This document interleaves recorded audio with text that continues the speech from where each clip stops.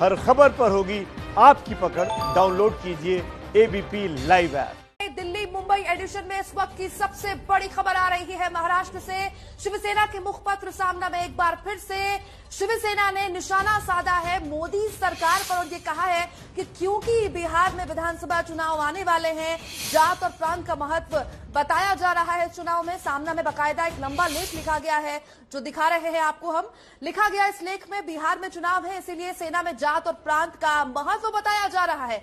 कल प्रधानमंत्री मोदी ने कहा है कि बिहार रेजिमेंट ने लद्दाख की गलवान में बहादुरी दिखाई तो सिख, गोरखा, मराठा बहार रेजिमेंट सीमा पर तंबाकू मलते बैठते हैं क्या? आगे निशाना साधते हुए सामने में लिखा गया है महाराष्ट्र के वीर पुत्र सुनील काले कल पुलवामा में शहीद हो गए, लेकिन बिहार में चुनाव होने के कारण सेना में ज्यादा जात पात का महत्व बताया जा रहा है सरकार द्वारा। आपको याद दिला दें, इस साल बिहार में विधानसभा चुनाव होने हैं जिसको लेकर शिवसेना ने निशाना साधा है केंद्र की मोदी सरकार पर। इसी तरह राजनीति कोरोना वायरस से भी बदतर है, आगे लिखा है सामना के इस लेख में। शिवसेना ने महाराष्ट्र में विपक्ष इस खुजली को खुजलाने का काम कर रहा है।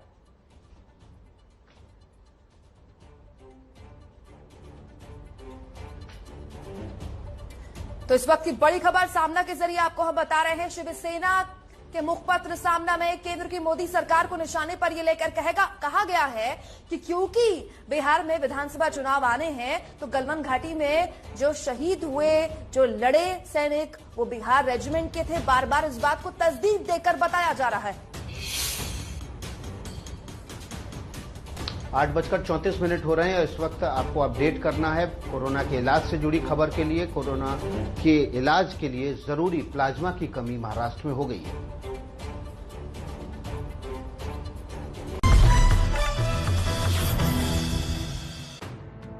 महाराष्ट्र में 28 जून से बिगिन अगेन फेज 4 लागू होने जा रहा है। शर्तों के साथ फेज 4 में बाल काटने की दुकान, सलून, स्पा और ब्यूटी पार्लर खुलेंगे। लोग अपने बाल कटवा सकेंगे, बाल डाई करवा पाएंगे, हेयर वैक्सिंग और थ्रेडिंग की सुविधा होगी। शेविंग, फेस मसाज जैसी अन्य सुविधाओं पर प्रतिबंध रहेगा। इन दुकानों में जो सुविधा दी जाएगी उसमें कोरोना के खतरे से बचने के लिए सावधानी जरूरी होगी। दुकानदार को ग्लव्स, एप्रन और मास्क पहनकर काम करना होगा। सुविधा देने के दौरान डिस्पोजेबल टॉवल या नैपकिन का इस्तेमाल करना होगा। जिन चीजों को दोबारा इस्तेमाल करने की जरूरत है उन्हें हर बार सैनिटाइज करना होगा। हर सर्विस के बाद काम की जगह को सैनिटाइज करना होगा। दुकान और आसपास के इलाके हर 2 घंटे बाद सैनिटाइज होंगे।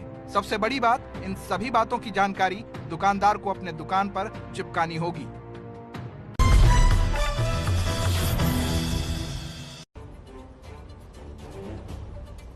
तो बिगिन अगेन फेज 4 के तहत महाराष्ट्र में धीरे धीरे स्थिति को सामान्य करने की कोशिश की जा रही है। बहुत सारी शर्तें लागू कर दी गई है। जिन चीजों पर खुलने वाली हैं उनको लेकर कुछ नियम कायदे तय कर दिए गए हैं, लेकिन जिस कोरोना के इलाज के लिए प्लाज्मा की जरूरत पड़ती है महाराष्ट्र में अब उसी की कमी हो गई है।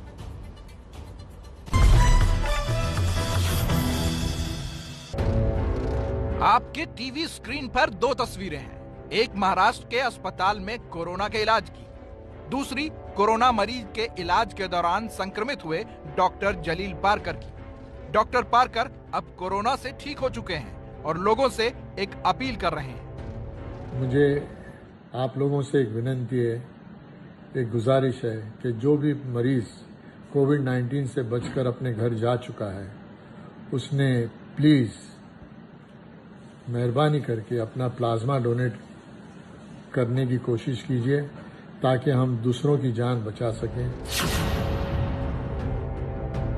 महाराष्ट्र में अब तक 67,000 से ज्यादा मरीज कोरोना से ठीक हो चुके हैं। इसके मुकाबले सिर्फ 180 लोगों ने ही अपना खून का प्लाज्मा डोनेट किया है। प्लाज्मा थेरेपी में कोरोना से ठीक हुए मरीज के खून से प्लाज्मा निकालकर संक्रमित मरीजों को दिया जाता है। ऐसा करने से नए संक्रमित मरीज में कोरोना के खिलाफ प्रतिरोधक क्षमता तैयार होती है। इस थेरेपी का इस्तेमाल कोरोना के गंभीर मरीजों के लिए किया जाता है, लेकिन महाराष्ट्र में प्लाज्मा डोनेशन करने वालों की संख्या बेहद कम है। उनका ये डर है कि शायद खून देने से उनकी एंटीबॉडीज कम हो सकती है या उनकी इम्यूनिटी पे फर्क पड़ सकता है।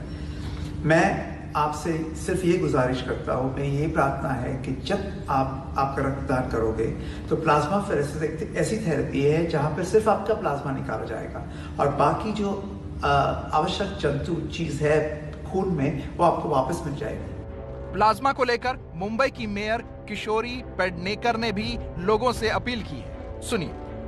18 से 50 तक उम्र के स्त्री हो या पुरुष हो, उन्होंने ब्लड डोनेशन करना चाहिए, क्योंकि उनकी खुद की बॉडी कोविड-19 से फाइट करके अच्छा होके वो आ गए, उनसे ब्लड से प्लाज्मा निकलते हैं और वो दूसरे पेशेंट को दे देते हैं, तो उनकी भी इम्यूनिटी पावर ज्यादा ताकत से बन सकती है। महाराष्ट्र में हजारों की तादाद में कोरोना मरीज अब तक रिकवर कर चुके हैं, ठीक होकर अपने घर जा चुके हैं। इन मरीजों से अपेक्षा की जा रही है कि अपना खून डोनेट करेंगे, जिससे प्लाज्मा निकालकर बाकी जो बीमार मरीज हैं उनका इलाज होगा। पर महाराष्ट्र में केवल 100 के आसपास मरीजों ने अब तक अपना ब्लड डोनेट किया है। उनकी ब्लड की जबरदस्त मांग है, पर वो डोनेट करने के लिए आगे नहीं आ रहे हैं। महाराष्ट्र सरकार उनसे अपील कर रही है कि आगे आए, अपना ब्लड डोनेट करें, ताकि बाकी लोगों की जान बच सके। 8:39 हो रहे हैं। नमस्ते भारत के दिल्ली मुंबई एडिशन में वक्त हो चला है कोरोना वॉरियर्स के हौसले को सलाम करने का।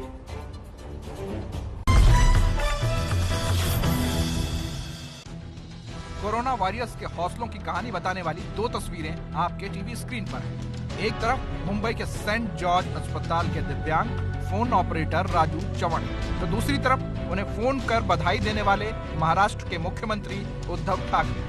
राजू चव्हाण मरीजों और उनके परिवार की फोन से मदद करते हैं, बिना छुट्टी लिए रोज दफ्तर आते हैं। यही वजह है कि मुख्यमंत्री उद्धव ठाकरे ने फोन कर उनकी तारीफ की। सबसे पहले जब मुख्यमंत्री जी का फोन आया तो मुझे काफ़ी खुशी हो गई और आनंद हुआ कि हमारे जो सीएम हैं उन्होंने हमारे एक छोटे सैनिक की यहाँ पे दखल ली। सबसे पहला जो है हमारे हॉस्पिटल सेंट जॉर्ज हॉस्पिटल के जो सुप्रीडेंट कोबरागड़े सर है, हमारे आरएमओ टीम है, हमारी सीएमओ टीम है, हमारे डॉक्टर्स है, हमारे स्टाफ नर्सेस है, हमारे वार्ड बॉय, हमारे मौसी, एम्बुलेंस ड्राइवर, ये काफ़ी यहाँ पे अपनी जान जोखिम में डाल के काम कर रहे हैं। अदर स्टाफ है हमारी जान जोखिम में काम डाल के अपना काम कर रहे हैं। तो इनके लिए इसमें मेरा कुछ ज़्यादा कुछ काम नहीं, मेरा सादा ऑपरेटर का काम है। इनका बहुत बड़ा महत्व है यहाँ पे, इन लोग काफ़ी अच्छा काम कर रहे हैं। राजू चव्हाण मुंबई के जोगेश्वरी इलाके में रहते हैं। रोजाना 2.5 घंटे का सफर कर अस्पताल पहुँचते हैं, लेकिन सीएम ठाकरे से मिली तारीफ के बाद भी अपने सहयोगियों के काम को बड़ा बताते हैं। जोगेश्वरी सर्वोदय नगर में रहता हूँ। जोगेश्वरी सर्वोदय नगर से मैं आता हूँ। 2.5 आवर का मेरा ट्रैवलिंग रहता है और यहाँ से जाते समय हमारे मेरे जो सहकारी है, जैसे एम्बुलेंस के ड्राइवर है या हमारे पीसी होंगे या तो हमारे आरएमओ, वो भी खुद कभी कभी उन्होंने मुझे हमारे टाइम्स ऑफ इंडिया के यहाँ के स्टॉप पे छोड़ के मुझे मदद की हुई है बस लेने के लिए। तो आपकी जो स्टाफ मेंबर्स हैं वो आपकी मदद करते हैं आपको लाने छोड़ने में? हाँ जी, मुझे अपने स्टाफ मेंबर्स मुझे काफ़ी हेल्प करते हैं, इसलिए मैं आ पाता हूँ, क्योंकि वो लोग इतना बड़ा काम कर रहे हैं तो मेरा तो काम बहुत काफ़ी छोटा है। संकट काल में अपना हौसला नहीं छोड़ने वाले और दूसरों का हौसला बढ़ाने वाले राजू चव्हाण के बारे में उनके सहयोगी क्या कहते हैं, सुनिए। जब कोविड केयर हॉस्पिटल डिक्लेयर किया तो हम लोगों ने पहले से डिसाइड किया था कि हम किसी रिलेटिव को अंदर नहीं रखेंगे, क्योंकि कोविड केयर है तो कोविड के पेशेंट है, पॉजिटिव पेशेंट है, तो रिलेटिव को भी बाधा ना हो, ये हमने सबसे पहले सोचा था। तो इसलिए जो भी कम्युनिकेशन था रिलेटिव और पेशेंट के बीच में वो तो ऑपरेटर के थ्रू ही होना था।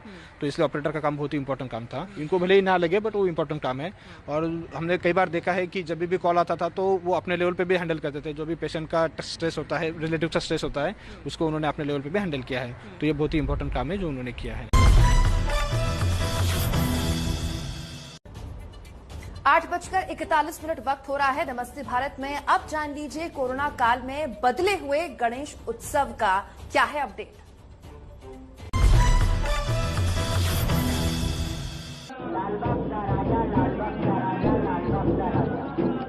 आपके टीवी स्क्रीन पर 2 तस्वीरें हैं। एक महाराष्ट्र में मनाए जाने वाले गणेश उत्सव की, दूसरी इस उत्सव में बजते ढोल ताशे की। लेकिन इस बार गणेश उत्सव में ये जोशीली थाप सुनने को नहीं मिलेगी।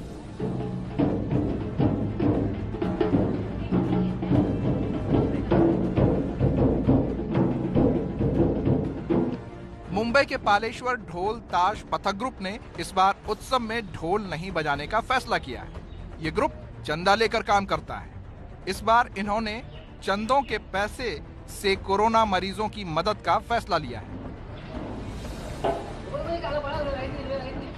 ये टाइम मतलब परफॉर्म नहीं करने वाले हैं कहाँ पे भी, और उन्होंने बताया कि जो बड़े बड़े ग्रुप है जो अभी पार्लेश्वर हम लोग का है, वैसे उनके तरफ से हम लोग ये सोशल वर्क बहुत सारे सोशल वर्क कर रहे हैं।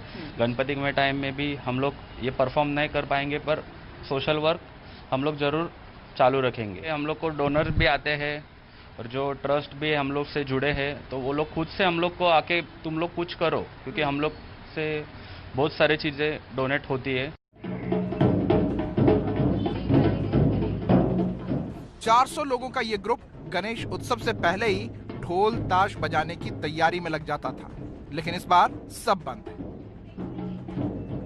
गणपति के पहले 2 महीने पहले मेंटेनेंस का सब करना पड़ता था। मेंटेनेंस करके 10 दिन जाता था। 1 महीने पहले रिहर्सल होती थी। हर संडे बड़े ग्राउंड में 200-300 लोग रख के प्रैक्टिस होती थी।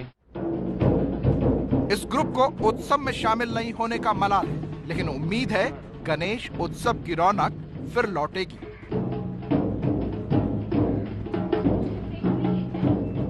हमने सोचा था इस साल कुछ अलग तरीके से बजाएगा, पर ये कोविड की वजह से हमारा पूरा प्लान ये हो चुका है।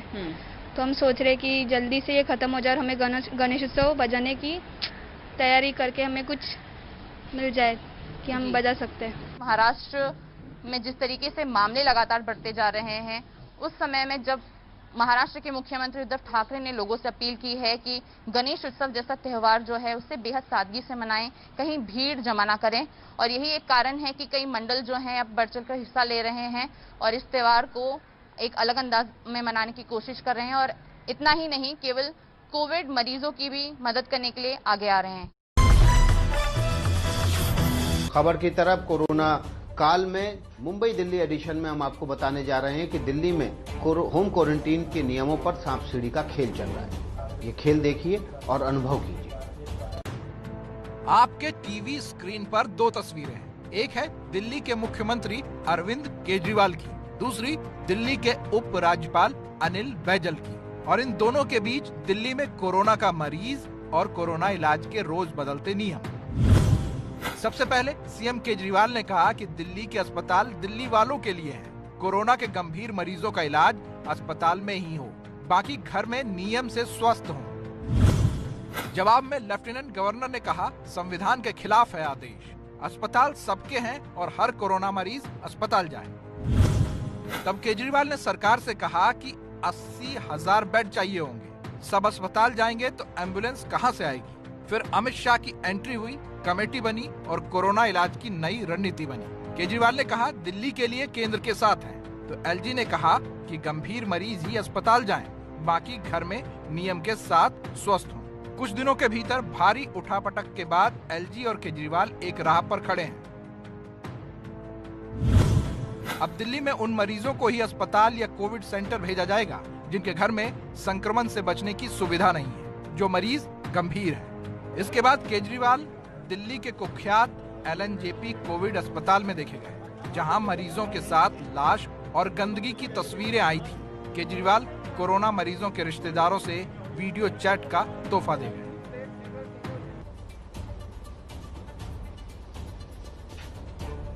8:51 हो रहे हैं। नमस्ते भारत के दिल्ली मुंबई एडिशन में अब आपके सामने देश भर के मौसम का हाल भी हम रख देते हैं। सबसे पहले बात कर लेते हैं दिल्ली NCR की, जहां पर मानसून समय से पहले आ गया है, जिसकी वजह से लोगों को मुसीबत हो सकती है। बिहार में आकाशीय बिजली गिरने से 83 लोगों की मौत हो गई है। पूरा अपडेट आप जान लीजिए कि किस तरीके की स्थिति बनी हुई है। मौसम विभाग ने बिहार में एक तरफ रेड अलर्ट जारी कर दिया है। अगले 3 दिन यानी कि 28 जून तक भारी बारिश की आशंका यहां पर जाहिर की गई है। बिहार में आकाशीय बिजली से 83 लोगों की मौत हो गई है। आपदा प्रबंधन विभाग ने बारिश से निपटने की तैयारियां भी कर ली है। मौसम विभाग के मुताबिक आज दिल्ली, पश्चिम बंगाल, बिहार, पूर्वी उत्तर प्रदेश, केरल, सिक्किम, असम और मेघालय में भारी बारिश का अनुमान भी जताया गया है।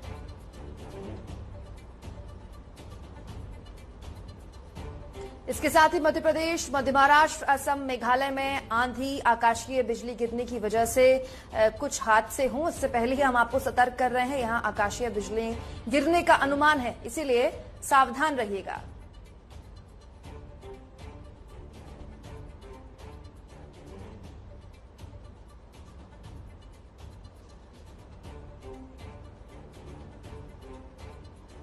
आठ बजकर 53 मिनट हो रहे हैं। नमस्ते भारत में ठीक 4 मिनट बाद सियासत का टिकटॉक क्यों।